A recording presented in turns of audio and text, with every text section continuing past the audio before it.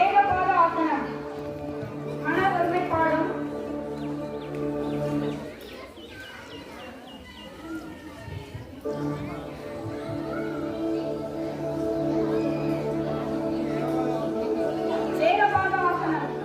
ஒருமைப்பாடும் திட சிந்தனையும் உண்டாகும்.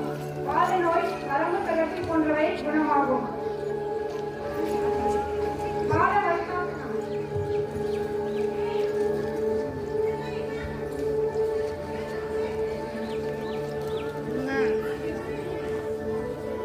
சொல்லுங்க மேடம். பக்கவாட்டி சக்கராசனம்.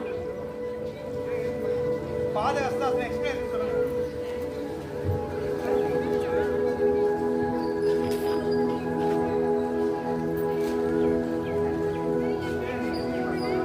அடுத்து பக்கவாட்டி சக்கராசனம்.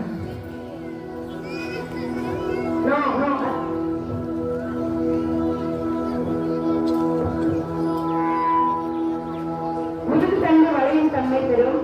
கல்லீரல் மண்ணீரல் இயக்கம் சீராகும். உட்கராசனம்.